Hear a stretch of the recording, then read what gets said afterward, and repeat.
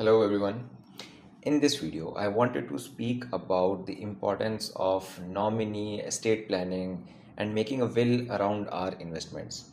We all talk about investments, their return rates, different opportunities, risks, this and that, but we actually miss out what happens with our investments when something unforeseen happens. And it is quite a big problem. Just to give you an idea, in India alone, there are assets worth 2 lakh crores that are unclaimed due to investors' death. These are not disputed or anything, they are just unclaimed because the investor's family was not aware of how to claim it, whether it exists or not, and multiple reasons. So, such a big amount just lying out there unclaimed, nobody can use it, neither the government nor the investor's family.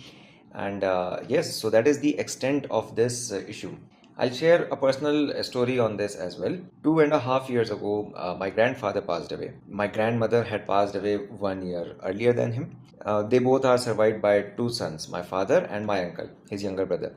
So there is no dispute between my father or his brother or any extended family. So this is a very important point in all this. There is absolutely no dispute, and the entire legacy and the assets were to be divided between both of them equally. Most of the assets were in FDs, government schemes, and savings accounts, and in some cases we were able to redeem them very easily. In some cases it took slightly more, around 1 to 2 years, and then the third bucket was the assets that took more than 24 months.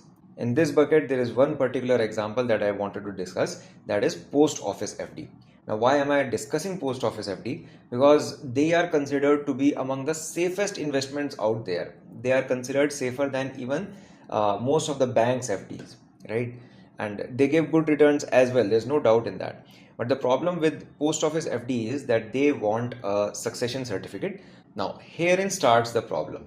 For succession certificate, there is court fee, there is lawyer fee, there is logistics, and there is a lot of time and effort. And when I mention it this way, it does not feel like a lot, but here is the actual breakup of what happened in last 2.5 years. We had to undergo 25 hearings. Yes, 25 hearings. And after all the hearings, court fee legally took 8% of the entire amount as court fee to give a succession certificate.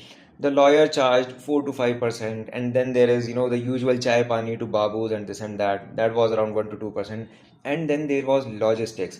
25 hearings. We had to keep on going from our place to our hometown, and you can just imagine the kind of cost it took. And then there is the time and opportunity cost. Like, I'm not even counting the time wasted and the stress that all of this gave. So you can see that all of this accounted for almost 25 to 30% of the net amount that was to be redeemed. So you can just imagine what kind of investment it comes out. So this was about post office FD. In this case, we knew that an investment exists, and the cost and the time it took to redeem or claim the investment was insane, almost 25% and 2.5 years. But even then, this is something that we were able to reclaim. And then there are so many lost opportunities as well. So we could only claim or redeem the papers, the FDs whose documents we could find, right? So there's no way of knowing what was there whose document we could not find, because we know how we collected documents. There was nothing arranged. So the point I'm trying to make is that when you are making investments, you need to understand that these investments are useless if your family cannot access them without you, right? And you have to take that possibility into account as well.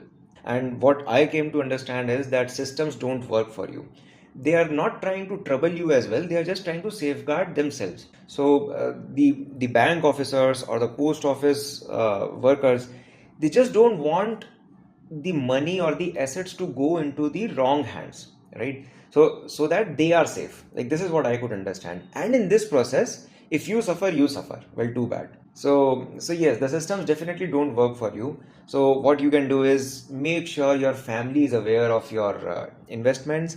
A good way to do that is maintain a very, very legit record of everything that you are doing. Or another way is get professional help. I researched a bit online, and I found that a lot of startups are coming up in this space as well, who make will for you, who do estate planning for you.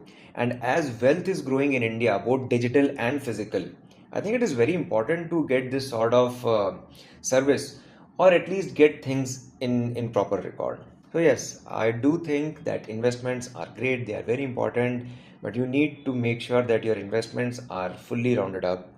You don't keep any loose ends, because a single loose end can be a very, very big trouble, not for you, but for your family. I hope this was helpful.